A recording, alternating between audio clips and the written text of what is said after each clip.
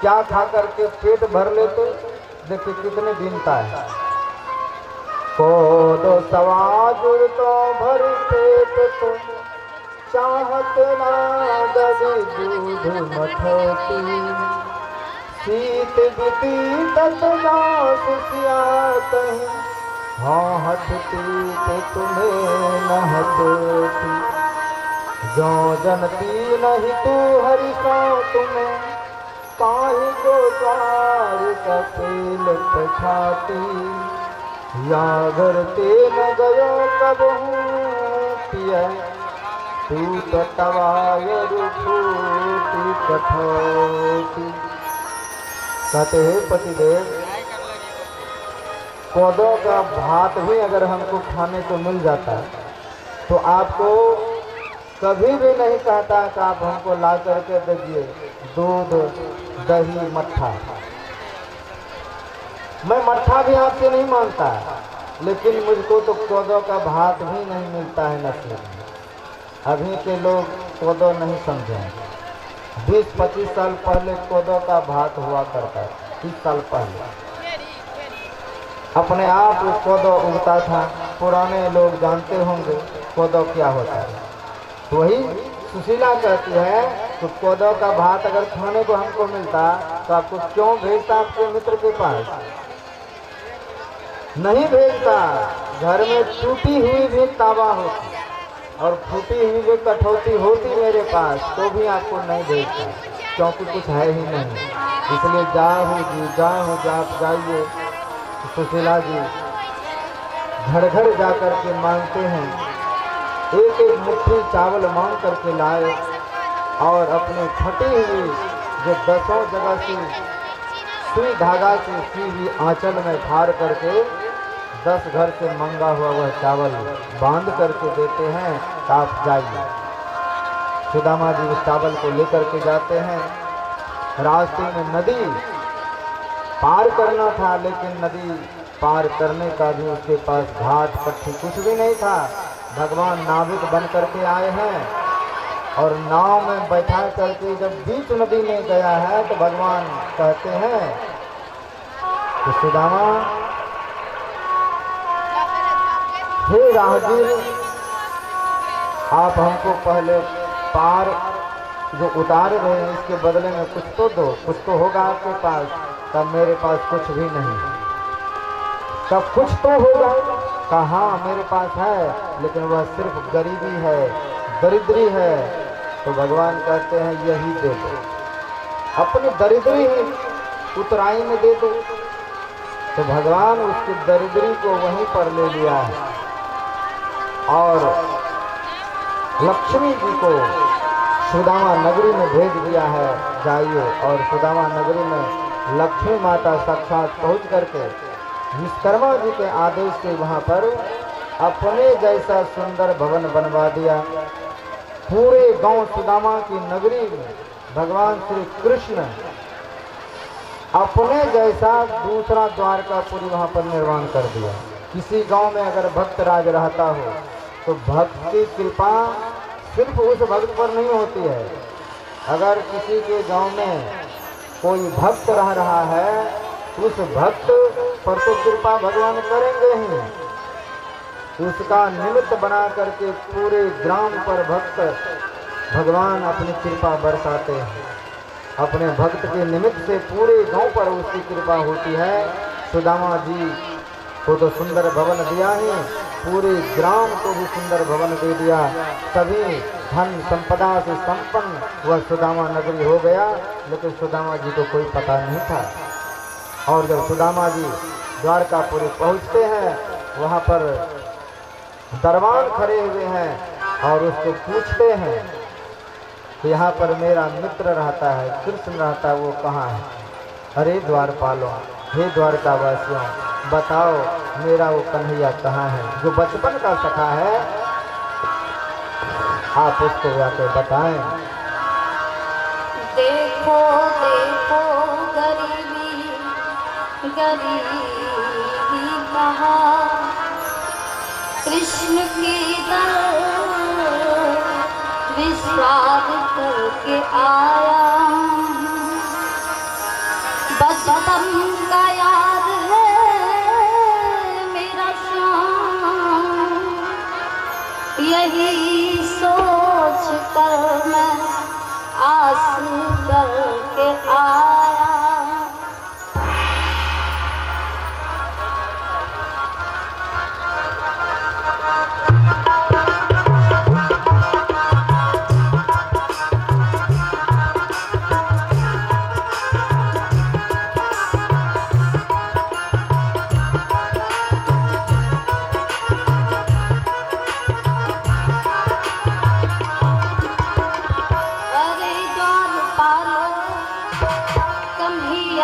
कह दो अरे द्वारपालो कन्हैयास कह दो कि दर पे शुदा दरिया गया दर पे शुदा दरिया गया। अरे द्वारपालो कन्हैयास कह दो अरे द्वारपालो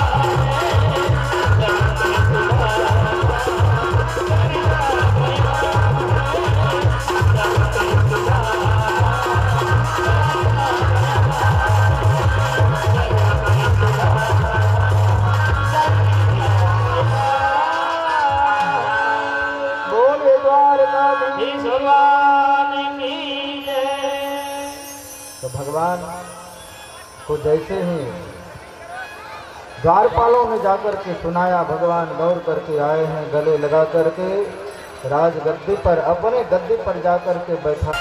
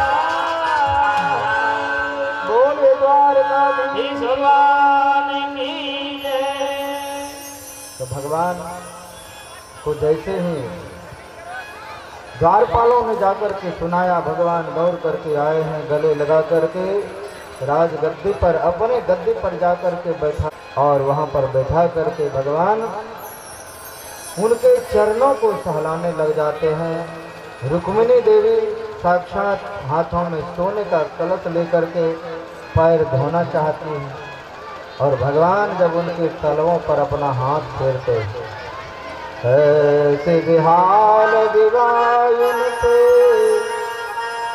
भय कंटक जाल लगे पुण्य दीन दशा, करुणा करके करुणा निधि रोए, पान परात को हाथ छुओ नहीं, नैनन के जल सौंप धोए। रुक्मिणी देवी सोने के कलश हाथों में रखी रह जाती है और भगवान अपने नेत्र बिंदु से, नेत्रों की धारा से, गंगा और यमुना की धारा से अपने मित्र के चरण को धो डालते हैं और फिर बाद में भगवान उसको सुंदर दुग्ध से स्नान कराते हैं, सुगंधित जल से स्नान कराते हैं, सुंदर वस्त्र पहनाते हैं और पहना करके तब पूछते हैं कि मित्र बताओ, तुम तो कहते थे हम महात्मा बन जाएंगे, विवाह किए कि नहीं किए? तब जाकर के सुदामा जी कहते हैं हाँ विवाह तो किए हैं। का मित्र विवाह कर लिया और हमको पता तक नहीं चलने दिया, बुलाया तक नहीं। कहा मित्र क्या बताऊं, बहुत हड़बड़ी में विवाह हुआ इसलिए बुला नहीं पाए। चलो नहीं बुलाए कोई बात नहीं, भाभी ने कुछ तो मेरे लिए भेजा होगा। तब तक पका गए कि ऐसे जहाँ साक्षात लक्ष्मी निवास करती है, यहाँ पर मैं वह टूटा हुआ चावल 10 गांव के मांगे हुए चावल को किस तरह से मैं पेश करूं। तो भगवान बारंबार कहते हैं भाभी ने जो भेजा है मेरे लिए कुछ, वह हमको दो। तो सुदामा जी सुचा करके उसको पोटली को कांख में छुपाना चाहते हैं, दाव लेना चाहते हैं, लेकिन भगवान तो सिर्फ भाव के भूखे हैं। पहले मांगा, नहीं मांगा तो फिर भगवान अपना बल लगा करके भगवान उनके बगल से उस पोटली को छीन लेते हैं और छीन करके उस चिथड़े में बंधे हुए चावल को देख करके भगवान पढ़ लिया सब कुछ। तो कितने घर के मांगे हुए चावल हैं, क्या कुछ हैं, भगवान सब जानते हैं। और थोड़ा सा अपने हाथों में लेकर एक बार अपने मुख में डाले और एक बार अपने मुख में एक मुट्ठी चावल मुख में डाला और एक लोक की संपत्ति सुदामा को अर्पण कर दिया। फिर दूसरे मुट्ठी लेते हैं, भगवान चबा चबा करके उसको खा जाते हैं। दूसरा लोक प्रदान कर दिया। अब तीसरा मुट्ठी भगवान मुख में लेने ही वाले थे, रुक्मिणी देवी दौड़ करके आ जाती है। कहा प्रभु अब 2 लोक की संपत्ति तो आपने अपने मित्र को दे दिया, क्या मुझे भी आप दे देना चाहते हो, मुझको भी अर्पण कर देना चाहते हो। तो भगवान कहते हैं तो लक्ष्मी मेरे लिए ऐसा कुछ भी नहीं है जो मैं अपना भक्तों को ना दे सकूं। संसार में ऐसा कुछ भी नहीं है जो अपने भक्तों को ना दे सकूं, चाहे तुम हो चाहे कुछ भी हो, मैं अपने भक्तों को सब कुछ सर्वस्व दे सकता हूं। और रुक्मिणी देवी ने भगवान के हाथों से वह सुदामा जी का लाया हुआ तांडुल प्रसाद लिया और सबको एक एक दाना करके देते हैं। भगवान इधर बहुत सुंदर तरीका से उनको रखते हैं और अन्य बहुत दिन हो गया है क्योंकि घर पे बच्चे खोजते होंगे ढूंढते होंगे, इसलिए जाइए।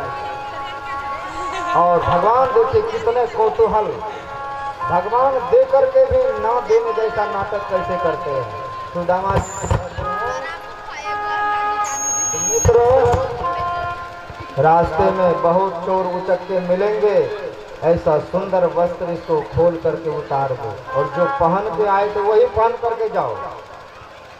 भगवान सुदामा जी के शरीर पर से वह सुंदर वस्त्र भी उतरवा लिया, उस फूटे चिथड़े में यहाँ से भेजते हैं। और रास्ते में सुदामा जी के मन में कुछ भाव जगता है कि कहाँ मैं सब तरफ से दीनहीन, कहाँ मेरे गोविंद, अच्छा हुआ हमको कुछ भी नहीं दिया, अच्छा हुआ हमको धन दौलत के मोह में ना फंसाया। और इस तरह से विचारते जा रहे हैं। भगवान पीछे से बैलगाड़ी लेकर के आए और सुदामा नगरी के पास जाकर के छोड़ देते हैं। और सुदामा जब उस भवन में प्रवेश करना चाहते हैं तो देखते हैं यहाँ पर तो मेरी छोटी सी झोपड़ी थी, मैली कुचेली वस्त्र में मेरी पत्नी थी, बच्चे थे, टूटे फूटे बर्तन थे, लेकिन यहाँ तो बहुत बड़ा दिव्य भवन है। सुदामा मंदिर देख डर गए कि किस राजा ने मेरा पत्नी मेरा बच्चा हरण कर लिया, यहाँ पर महल खड़ा कर दिया है। लेकिन जब ऊपर से देखा छम छम करती हुई आवाज, कोई परी नीचे उतर रही है और वह उतर करके सुदामा जी के चरण को छुए हैं। सुदामा जी कहते माता जी आप कौन हैं? तो सुदामा जी की तो पत्नी ही जो दिव्य रूप में प्रकट हुई, लक्ष्मी की कृपा से नवयौवना हो चुकी थी। और कहते हैं आप हमको पहचाने नहीं, मैं तो फलना की मम्मी हूँ, आप मुझको नहीं पहचान पाए, मैं आपकी पत्नी वही सुशीला हूँ। भगवान की कृपा से सब कुछ प्राप्त हुआ है। सुदामा जी भगवान पर बहुत मन ही मन क्रोध किया कि प्रभु आपने दिया भी और देखने भी नहीं दिए, जानने तक नहीं दिया। कहते हैं तुझे देते देखा नहीं मगर मेरी झोली भरी है। ऐसा देना है भगवान का कि देते तो हैं मगर दिखता नहीं कि ये कौन दे रहा है, कैसे दे रहा है। तो भगवान के भक्तों को भगवान सब कुछ प्रदान करते हैं।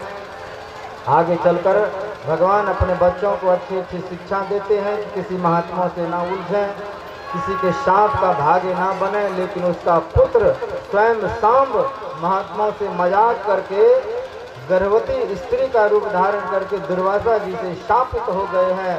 और उसी साप के वशीभूत भगवान के खानदान अपने उस दिव्य धाम को द्वारकापुरी को छोड़ करके तीर्थ यात्रा में गए हैं। और उस तीर्थ यात्रा में महाभारत के युद्ध पर चर्चा हुई है कि पांडव की गलती कि कौरव की गलती, और एक दूसरे से युद्ध में उलझ गया है। बलराम जो बचाने गए हैं तो उसको भी मारने लगा।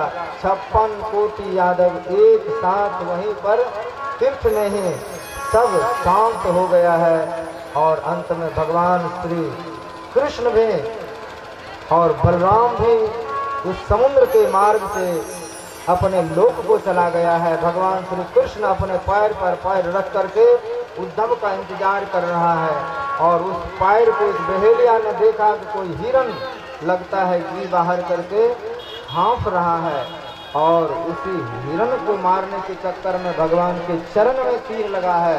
उसी तीर को लगने से भगवान अपने लोक को सिधार गए हैं। और कहाँ चला गया? इसी भागवत महापुराण में समा गया। बोले भागवत महापुराण की जय। सुखदेव गुरुदेव कहते हैं, परीक्षित अभी तुम्हारे भीतर में कोई शंका है? मैं तुमको इतना दिव्य ज्ञान सुनाया, क्या अभी तुमको लगता है कि मैं मरूंगा? कहा गुरुदेव, आपके वचन सुन करके सब संशय समाप्त हो चुका है, अब मुझको कोई संशय नहीं है। सुखदेव गुरुदेव अपना आसन उठाते हैं और आसन उठा करके वहाँ से चल पड़ते हैं कि मैं अब तुम देखना नहीं चाहता हूँ कि मेरे भक्त परीक्षित को कोई काल डंक मारे, कोई सर्प डंक मारे। इसलिए सुखदेव गुरुदेव वहाँ से चले गए और परीक्षित एक आसन में आरूढ़ होकर अपने प्राणों को अंतर्मुखी करके सुषुम्ना के मार्ग के ब्रह्म द्वार में प्रवेश कर गया। और वह सर्प जो था सांप के वशीभूत होकर के आए हैं और परीक्षित के शरीर को डंक मारा है और वह शरीर वहीं पर भस्मीभूत हो गया है। शरीर के भस्म होते हैं परीक्षित जी तब तक अपने ब्रह्मलोक को प्राप्त कर गए हैं। और जब इस तरह से हो गया है तो सुखदेव गुरुदेव सूत जी महाराज, शौनक जी महाराज को 5 श्लोक, अंतिम 5 श्लोक जो प्रार्थना का रूप है, सबको बोलने का आदेश देते हैं। हम सब भी मिलकर अंतिम 5 श्लोक का उच्चारण करेंगे जो भगवान की कृपा देने वाले हैं। सब एक साथ बोलेंगे। योगींद्राय तदात्नाथ भगवान द्राकाय कारुणतयः तत्शुद्धं विमलं विशोकम् अमृतं सत्यं परम धीमहि। नमस्तस्मै भगवते वासुदेवाय साक्षिणे यः इदं कृपया कस्मै व्यासक्षिगमोक्षवे। योगींद्राय नमस्तस्मै शूकाय ब्रह्मरूपिणे संसार संपद्रष्टं यो विष्णुरातं मोमुचत् भवे भवे यथा भक्ति पादयोस्तव जायते तथा कुरुष्व देवेश नाथस्त्वं नो यतः प्रभु। नाम संकीर्तनं यस्य सर्वपाप प्रणाशनम् प्रणामो दुःख शमनः तं नमामि हरिं परम्। नाम संकीर्तनं यस्य सर्वपाप प्रणाशनम् प्रणामो दुःख शमनस्तं नमामि हरिं परम्। यत्र योगेश्वरः कृष्णो यत्र पार्थो धनुर्धरः तत्र श्री विजयो भूति ध्रुवानेतिर्मतिर्मम यत्र योगीश्वर कृष्णो यत्र पार्थो धनुर्धरः तत्र श्री विजयोर्भूति ध्रुवानेतिर्मतिर्मम। बोले भागवत महापुराण सुखदेव गुरुदेव की व्यासदेव जी महाराज की सूत जी महाराज की हनुमंत लाल की श्यामदेव रामचंद्र भगवान की जय श्री राम। चित हो मनुष्य तनु पाइके गुरु आइए हम लोग सर की ओर गुरु की भजना करो है सखिया है फेरो नहीं मिलाता ऐसन जैसे तारा धन सब टूटिए सखिया फेरो नहीं मिलाता